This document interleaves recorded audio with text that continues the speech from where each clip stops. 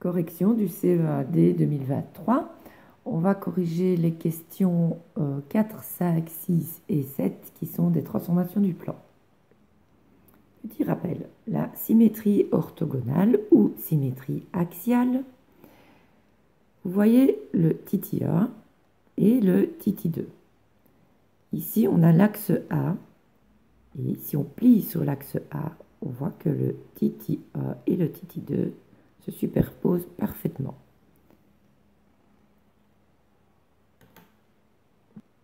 La symétrie centrale, elle a un centre.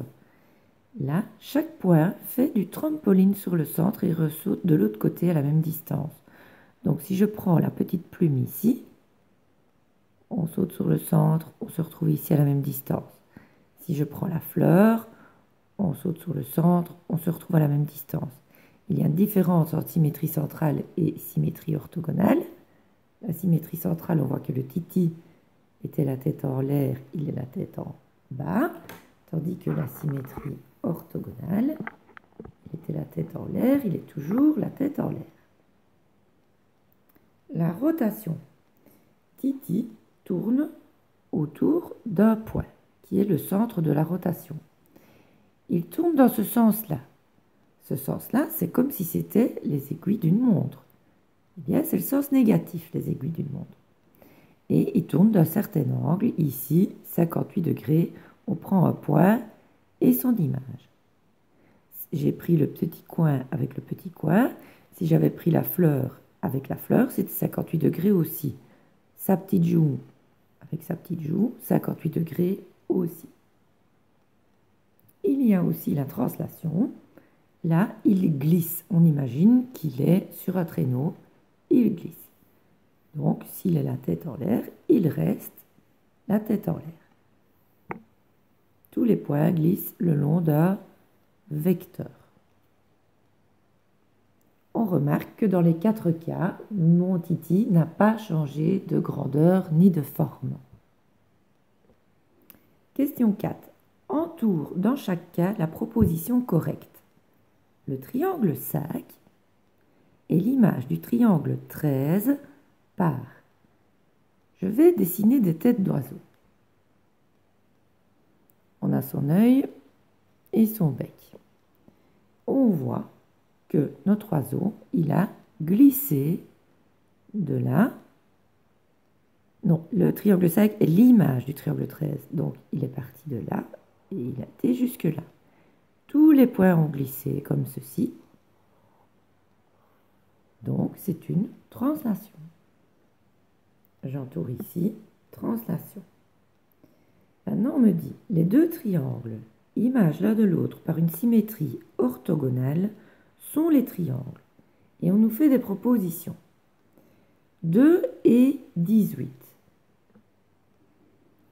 Ce sont deux canards qui ont tous les deux la tête en bas. On voit le bec, les yeux, la tête, le bec, les yeux, le sommet de la tête. Ils sont restés dans le même sens, mais on ne saurait pas plier la feuille pour que celui-ci se mette sur celui-là. Donc ce n'est pas une symétrie orthogonale.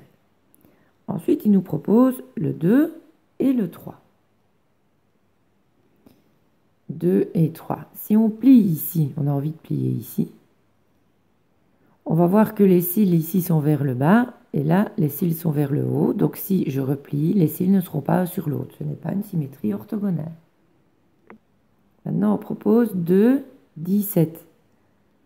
Je ne saurais pas plier pour que le 2 devienne le 17. Même si je plie ici comme ça, les cils ne vont pas se superposer si je plie. Dernière proposition, 2, 20. Oui, c'est une symétrie orthogonale. Si nous plions ici sur cet axe-ci, le 2 et le 20 se superposent parfaitement.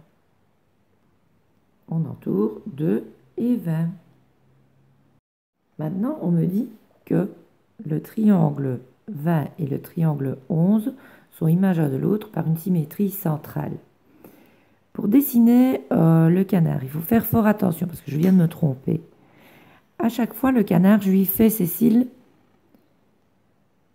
du côté en face de la grande base ici, comme ça, pour avoir son sommet du crâne ici. Donc, ce canard-là, il a ses cils par là, et ce canard-là, il a ses cils par là. Donc, pour faire la symétrie centrale, il a fallu un centre. Pour trouver le centre, je vais à chaque fois relier un point à son image. Je vais commencer par relier le bout du bec avec le bout du bec, comme ceci. Ensuite, je vais relier en bas derrière son œil dans sa nuque avec en bas derrière son œil dans sa nuque. Je vois que mes deux segments se croisent ici.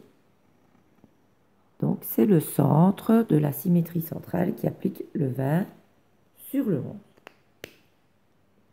Et maintenant, on nous dit, par cette symétrie centrale, le triangle 17 est l'image de quel triangle? Donc le 17, il est là. Si je prends le bout du bec et que je saute sur le centre par symétrie centrale, je saute et je rebondis ici. Ça, c'est l'image du bec. On voit qu'on a bien sauté en ligne droite. Hop, hop.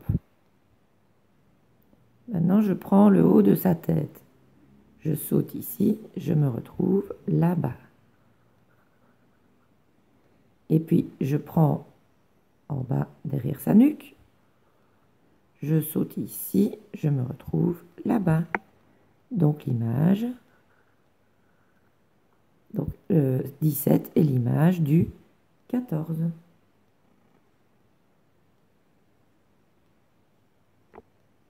Voici 3 représentations simplifiées de moulin à vent. Moulin 1, moulin 2, moulin 3. Construit en vert tous les axes de symétrie du moulin 1. Ça veut dire où est-ce qu'on peut plier le moulin 1 pour qu'il se replie parfaitement sur lui-même. Ça, c'est le chat qui passe. On peut le plier comme ceci. Voici une deuxième possibilité. Une troisième et la quatrième. Calcul pour le moulin 2, l'amplitude de l'angle de la rotation de centre P qui envoie le point A sur le point B. Ça tourne dans ce sens-ci, le contraire des aiguilles d'une montre. Donc déjà, c'est le sens positif. Et il me faut l'amplitude de cet angle-là. Je vais donc découper mon triangle par tous des angles de cette grandeur-là, de cette amplitude-là. J'ai 5 angles, 1, 2, 3, 4, 5. Un tour complet, c'est 360 degrés. Donc, uniquement un morceau, c'est 360 degrés divisé par 5. C'est égal à 72 degrés. Ça, c'est si je vais dans le sens positif. Je fais plus 72 degrés. Maintenant, si quelqu'un a décidé de partir de A et de tourner dans ce sens-là jusqu'ici, lui, s'il tourne dans ce sens-là, il va dans le sens des aiguilles d'une montre, donc c'est le sens négatif. Et 360 degrés moins les 72 degrés, il vient de parcourir moins 288 degrés. Donc les deux possibilités étaient acceptées, soit le 72 degrés ou alors moins 288. Maintenant, on doit travailler avec le moulin 3. Je vais d'abord tracer tous les segments reliant sommet, centre pour avoir plus facile. Je vois que j'ai 6 angles, donc 360 divisé par 6. Chaque petit angle ici mesure 60 degrés. Chacun. Place sur le moulin 3 le point M', image du point M, par la rotation de centre O et d'amplitude moins 120 degrés. 120 degrés, c'est 2 fois 60. Et on me dit moins. Donc moins, je suis une horloge. Si je pars de là et que je suis une horloge, je fais Donc je pique le centre et je fais 60 degrés, 120 degrés. Voilà mon point M'. Question 6. Colorie 3 carrés pour que la droite M soit l'axe de symétrie de la figure A. On peut le faire à l'écart Aristo si on ne voit pas bien. Donc, celui-ci, si je pars du centre du carré et que je mets mon équerre Aristo perpendiculaire à l'axe, mon centre du carré est à A,5, donc il va ici à A,5. Je dois colorier ce carré-là. Celui-ci, il est déjà complet, c'est bon. Alors, je m'attaque à celui-ci. Je prends le centre, je me mets perpendiculaire avec mon équerre Aristo. On est à 1,5, on va à 1,5. Voilà. Maintenant, celui-là, je prends son centre, je mets mon équerre Aristo, hop, 3 moins 2 mm, 3 moins 2 mm, j'arrive ici. Et pour celui-ci, c'est déjà fait, lui et lui sont images un de l'autre. Colorie 6 carrés pour que la figure 2 possède un centre de symétrie, mais pas d'axe de symétrie. Il y avait plusieurs possibilités, je vais vous montrer la mienne.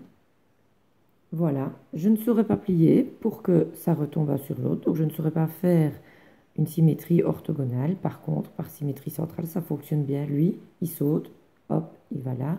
Lui, il saute, hop, il va là. Et lui, il va là. Il y avait plein d'autres possibilités. Question 7. On nous dit que la figure A'B', C'D', E', F' est l'image de la figure ABCDEF par une symétrie orthogonale. Et on nous demande de justifier par un invariant que la longueur B'C' est égale à 2. On voit ici que BC égale 2. Donc, B'C', qui est l'image de BC, c'est normal qu'elle mesure 2 cm, car les symétries orthogonales conservent les longueurs des segments.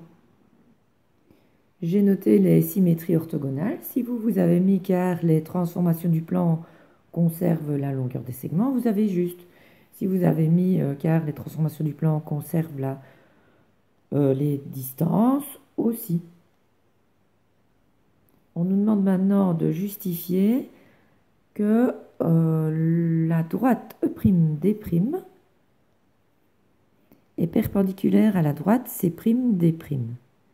Quand on regarde ici, ED est perpendiculaire à CD.